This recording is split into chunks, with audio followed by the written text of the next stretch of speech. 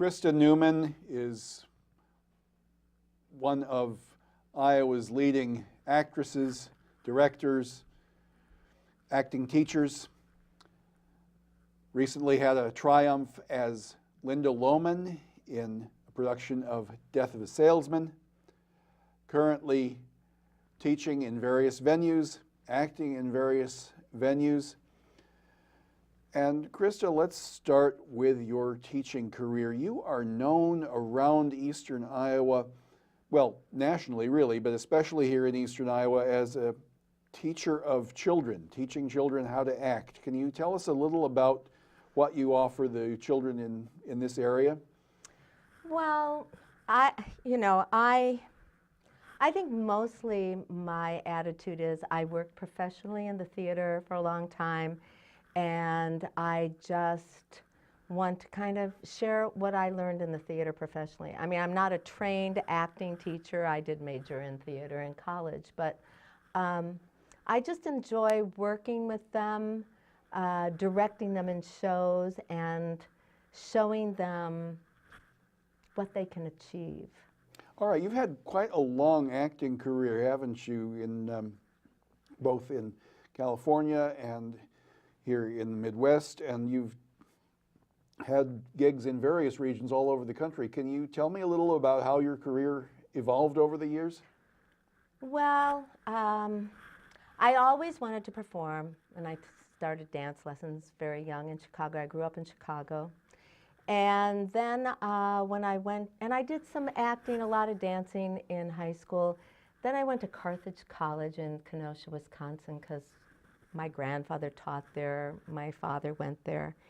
And I really wanted to major in theater. My parents were always very supportive of my performing, but they never thought of theater as a career. Right. They desperately wanted me to be a music major.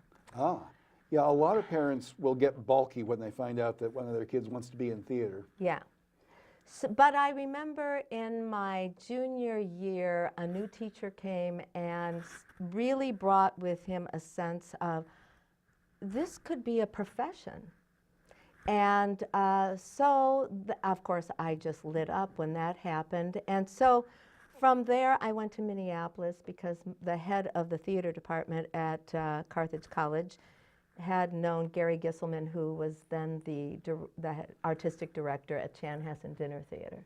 So I headed up to freezing cold Minneapolis and, waited tables and did things like that for a while, but soon started getting cast in shows, and I, sure enough, got a job at Chanhassen, and that's where I got my equity card, and I lived up there for about 6 years, working pretty steadily after the first year.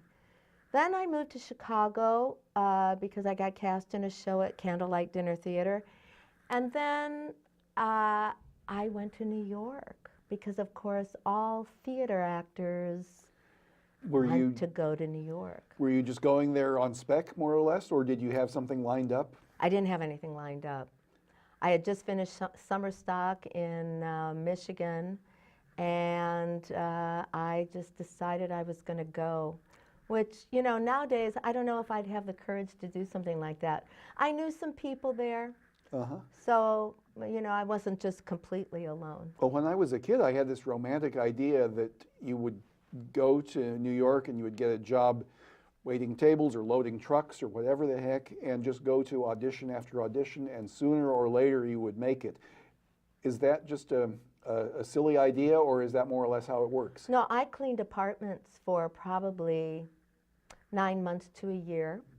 I got a gig from a friend that I ran into that wanted to unload this lovely apartment down in Soho. I think I just had one apartment, but that's kind of how I made my money. And then I was lucky in that a very good talent agent, acting agent there, had 2 people I knew from Minneapolis were suddenly working there. Well, I guess maybe it started out with one, and she was working the desk, and it got my picture in the door. And then I was also very lucky that I got in a show at a place that's doesn't even exist now. What was it called? Equity Library Theater. Did you Okay. ever know that? I never knew it. Yeah. So that was up in the West 90s, Okay. and they did showcases. So it was off Broadway. Right. I'm familiar with that genre. Right.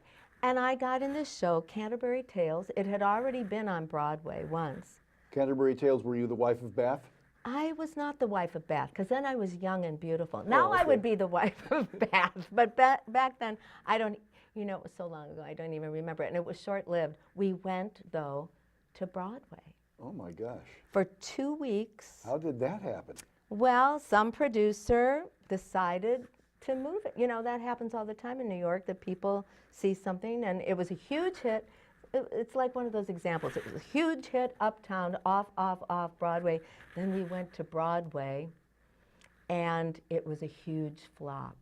Oh dear. And it was really a weird experience because everybody got sick. We were in a newly renovated theater right at the corner of 42nd and 7th. I don't remember the name of it, but it had been a strip joint. Okay, well, I probably walked back past that theater many a time. Times. And so they had just converted it, and you could not get from the stage to the dressing rooms and the bathrooms during the play because the little orchestra was sitting on a landing on a circular stairway, and everybody had the flu. So gosh. there were buckets on either side of the stage, and believe me, I mean, people had to use them. It was Oh a my nightmare. Lord. I hope nobody had to kiss anybody in that show.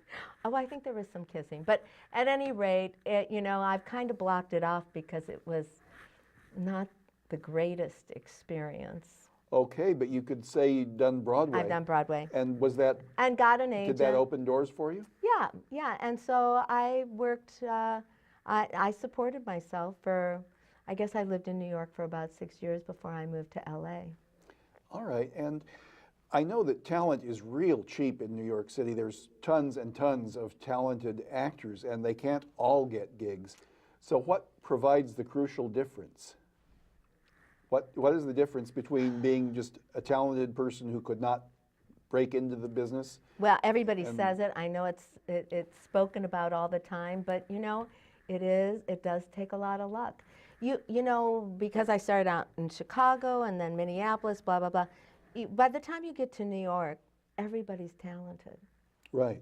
You know, I mean, you just accept the fact that everybody's talented. And so, you know, you do have to show up. My friends, my actor friends who worked at night at bars had a harder time getting jobs because it was harder for them to get up in the morning and get to the audition. So, I mean, you have to show up, you have to back then you had to have an agent. I think it's still the same. It's changed a lot. When I talk to friends who are there now, I think the business has changed a lot. But it's luck, I suppose you have to do a lot of networking too, just get your name out there, get people to recognize you. well, you know, back when I was there, your agent did a lot of work for you. Okay. Now I think it's a little different. I mean, your agent still works for you, but I think there's so many more actors nowadays that I think networking is even more important. I was never really very good at networking.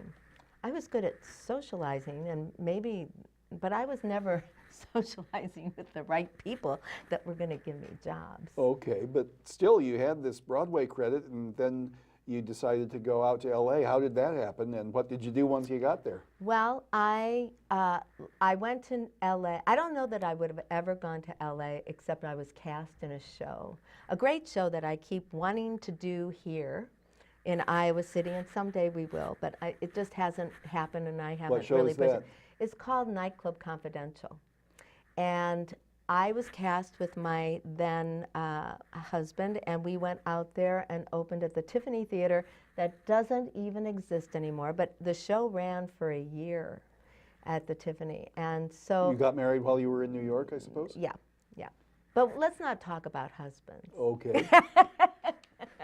So, so that was fun because it was a huge hit. Nightclub Confidential was a huge hit. And so everybody in the show got a lot of attention. And but LA was such a different experience than New York. Okay, now there are some people who want to become actors so that they can act in New York, and then there are others who dream of LA. What is the big difference? Money. I mean, I mean, you know, the lifestyle of an LA actor is much different than the lifestyle of a New York actor. And That's what happened to me. You're suddenly in a car driving, whereas in New York you're on foot. You are working Monday through Friday, you know, like real people. Probably more hours than 8 to 5, probably 8 to 8. Okay, so why is it more hours in LA than it is in New York? Well, because you're not working weekends. And it depends what kind of show you're doing. If you're doing a sitcom, you're working 10 to 6. If you're doing an hour-long series, you're working longer hours and different hours depending. It's more like a movie. Okay. But in New York, you're working 6 days a week, 8 shows a week. You know, it's just on your day off, if you're doing musicals like I did, you don't talk. Of course not. Because your voice is, you know, you have to rest your voice. You make more money in doing TV and film than you do unless you're a big star. So did you have quite a long career in LA? I did not, because I retired. Oh. I had a baby. I had a 2-year-old when I moved there. And I didn't like LA. I didn't like sitting like this, only pretend that you're a woman, and we're doing this love scene across her desk from each other, and that's your audition. I also didn't like that everybody wanted me to be 7 years younger than I was. Oh, dear. Because I moved there when I was 36. Well, I was like, you're a good actress. You can fake it. Well, and I did fake it, and I got some gigs, but it wasn't the same as going to an audition in New York and singing your song, and even if you didn't get cast, you felt good about the audition, and I don't know, it just was a different scene. All right, so you retired from the LA scene. I guess you were still there, but you weren't acting as much anymore. But what eventually brought you out here? Well, my brother and his wife and his family all live in Iowa City. Oh. And so I would come and visit them, and I fell in love with Iowa City. I grew up in Chicago, so I'm a Midwesterner. I never became a Californian, and I lived there for 25 years. Oh my gosh. I know, and it was very seductive at first, but you know, I know quite a few people here in Iowa City who have moved from California. Of course, everybody's shocked.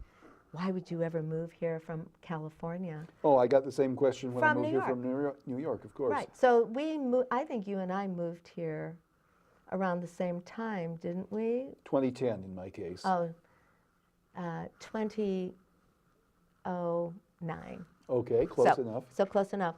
Yeah, so, but I wanted the 4 seasons. It was time for me. My son had graduated from high school. I wanted to escape California. All right, and now you're best known around here both as an actress and as a director and as a teacher of acting. Can you tell me a little bit about your teaching gigs, where people can contact you, what sort of programs they can join if they want to work with you? Well, you know, I'm really not teaching anything right now, except my baby right now it's called the Corridors Broadway Boot Camp. And I had my first session last summer. It was very successful. It's a 2-week day camp for kids going into 3rd grade to going into 10th grade, that age group. So that would be like from about 8 up until about 15. 14, 15, yeah. And it was very successful, and it's something that I want to do every year. And what do kids learn in those 2 weeks? Boot camp sounds kind of forbidding. Yeah. Oh, does it? Okay. Well, it is. It's not a camp for kids who don't want to perform or be in theater. It's definitely, the kids have to want to do it. You know how sometimes people will think, oh, maybe I should put Susie in this, But and this is for kids with serious desire, serious right? desire. So we start out in the day with movement and dance, and then we break into groups. That's all done in all one big group. Then we break into groups, and we have 3 acting classes. I teach the older kids, and then I have different people working for me that teach. We have the 2 other groups, and then we, we have breaks, and it's all very scheduled. And then we have singing. Kristen Barrett DeGrazia, Oh, sure. who is a performer in town. She's a professional actress, an equity actress. She is the musical director. And so she'll work with kids. And then in the afternoons, for the most part, we start putting up a play. And last year we did The Sound of Music. Okay. And you generally, as the name implies, you generally focus on Broadway shows, correct? We do. And we do junior shows because it's only a 2-week camp. Now, when I was a kid, my first exposure to theater was listening to these Broadway cast album LPs that were so popular back in the 1950s and early 60s. Is that still the way most kids get exposed to theater, or is it different now? Well, I think so.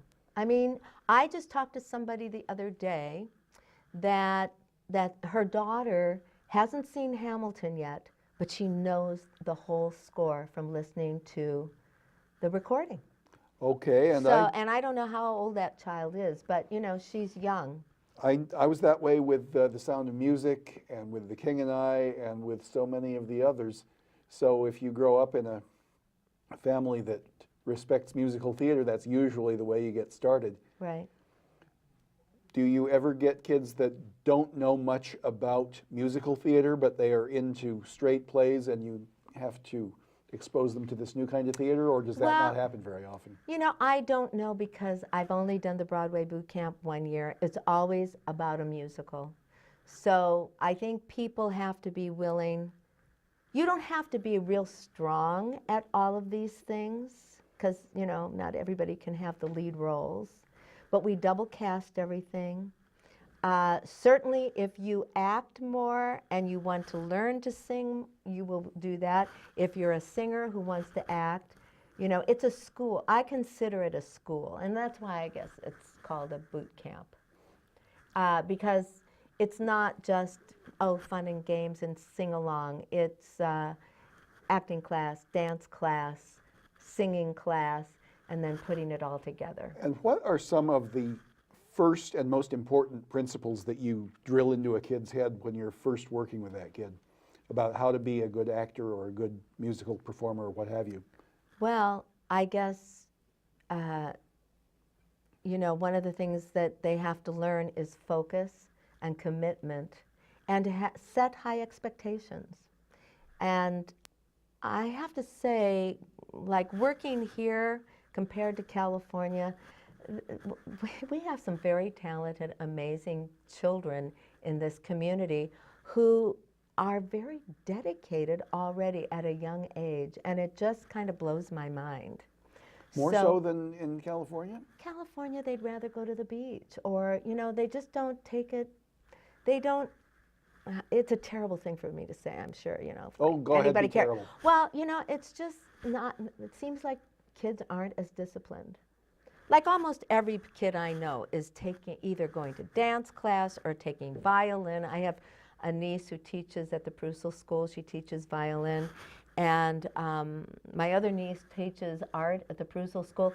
I mean, kids, it's sort of like how I grew up, where kids are taking music classes or dance classes or art classes or, Right. The arts are kind of revered here in Iowa City.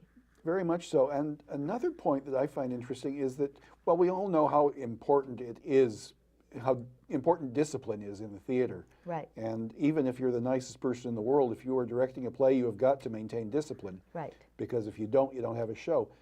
Do kids pretty much understand that? Are they pretty good about accepting the director's discipline and so forth? Yeah. Last year, I had already previously worked with quite a few of the kids because I had directed a show. What did I direct for? For Footlighters. I did Wizard of Oz. I directed Wizard of Oz.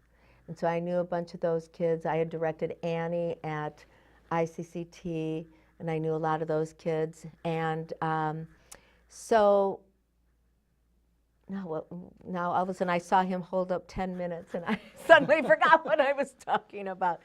Well, that's okay. I've got an internal clock, don't you worry. But these kids are very, very disciplined. They take it seriously. We put together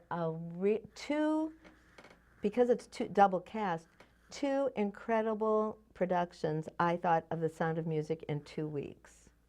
You know, that takes a lot of discipline for kids to pull that off. When you're doing a show like The Sound of Music, which is very much a period piece, is it important that these kids understand the historical context, understand what's going on beneath the script? Oh, yeah, absolutely. You know, we talk about the story a lot and what's going on in the history. You know, my job is in directing it is to tell the story, and so, you know, there's nothing worse than a director assuming that everybody is going to know the historical issues behind the story. And so you've got to have those kind of discussions about what's going on. And we had Rogers and Hammerstein we got the junior production from them. They don't have very many scripts, but all the kids had their own booklet. It was so amazing. I have a couple of extra, I should have brought them. But it has all of that, the history of the production, the history of the Von Trapp family in it, the script, the music, and everything, and the kids got to take that home. Now, I don't know that the other companies that sell the royalties to some of these other junior productions have that kind of thing, but I thought that was really special, and they all got to keep those. That's great. Yeah, it was great. Now, do you have any acting gigs coming up that you'd like to talk about?